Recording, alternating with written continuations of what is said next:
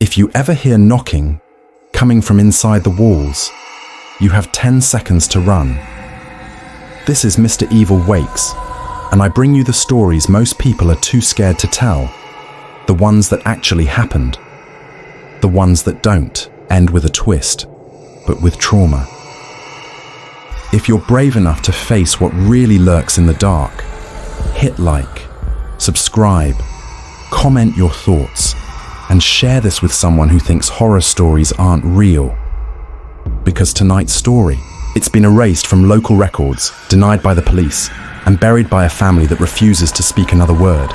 But I found someone who lived it, and it started with a house and a girl under the stairs. When Daniel's parents divorced, he and his mum moved into a cheap 2-story rental house on the edge of town. It was older, paint peeling off the windowsills, a faint smell of mildew in the walls, but the rent was low, and his mum was trying to rebuild their life. Daniel was 15 at the time, a quiet kid, always had headphones in, spent most of his time online or drawing. The house was fine at first, but within the first week, Daniel noticed something strange. The small storage closet under the staircase didn't stay shut. Every morning, it would be slightly ajar, even after he made sure it was closed before going to bed.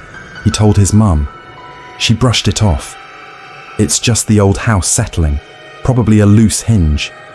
But one night, Daniel swore he heard tapping coming from inside the closet.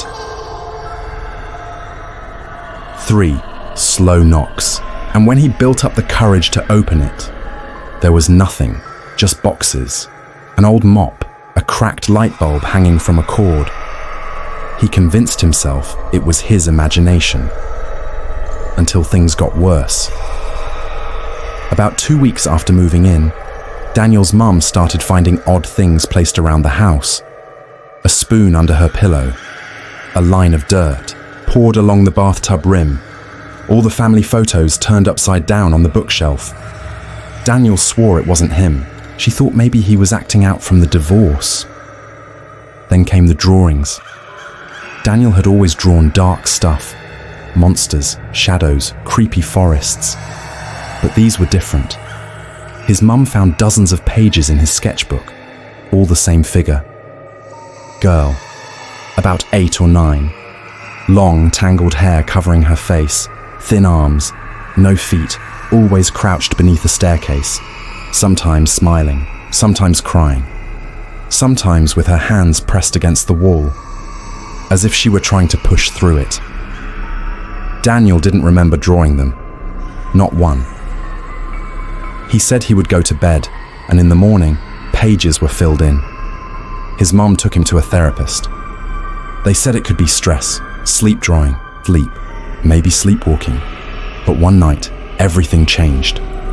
Daniel woke up around 2:30 a.m. He heard whispering, low, childlike, muffled, repeating the same thing over and over again. Let me out, let me out, let me out. He followed the sound, slowly, down the stairs, to the closet under the staircase. The door was wide open, and there, in the far corner, crouched in the dark, was the girl from his drawings. Thin, dirty, hair draped over her face, pale hands gripping the edge of a broken cardboard box.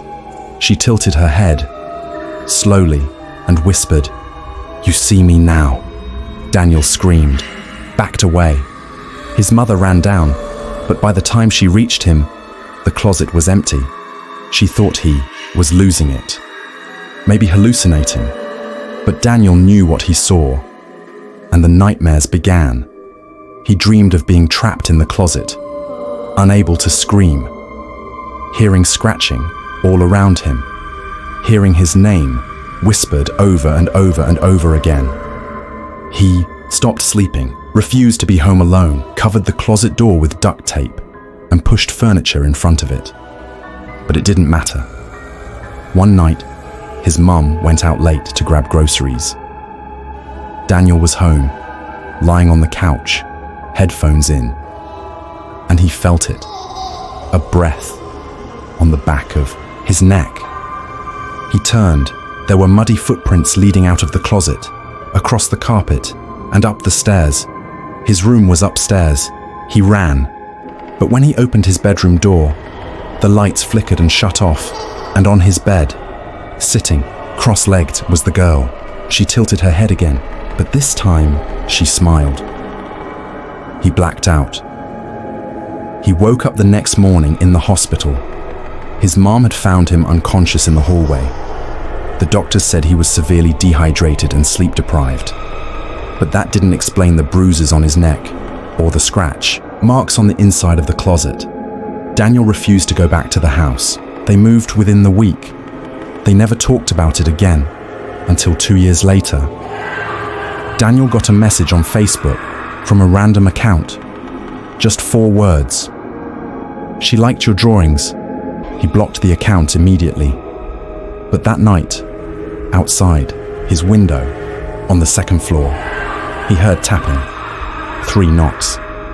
But here's where most stories end. This one didn't. After his mum moved in with her new boyfriend, Daniel went to live with his dad across the state. A fresh start, or so he thought. But it didn't take long before the drawings returned. Not just in his sketchbook, but on his homework, on the walls, on the fogged-up mirror after a shower. Same girl, always crouched under a staircase. But they didn't have a staircase. Until Daniel realized the girl wasn't tied to the house, she was tied to him. Then one night, Daniel had a dream, but it felt more like a memory. He saw a family, decades ago, arguing in the same old house he used to live in. A father, a mother, and a little girl. "Thui," father screamed. The girl cried. The mother just watched. And then the father locked the girl in the closet, nailed it shut, and the dream ended with silence. Except for 3 slow knocks from inside the walls. Daniel woke up shaking. He asked his dad if he could find any info on the old house. Who lived there before? What happened? Turns out, in the 1980s, a little girl named Elsie went missing in that neighborhood. Never found. The family moved away and the case went cold. But some neighbors said she used to hide in the crawl space under the stairs.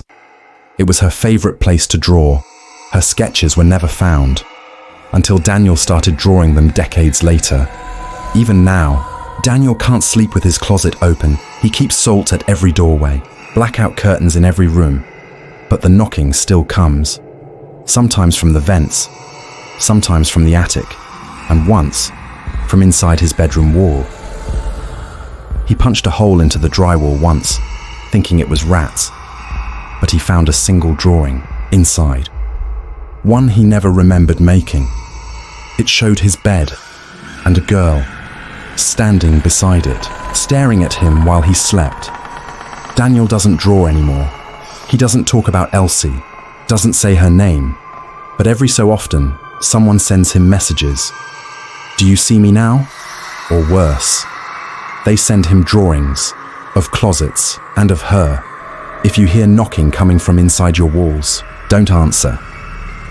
This story was sent in by someone who's still afraid to be alone in their own home.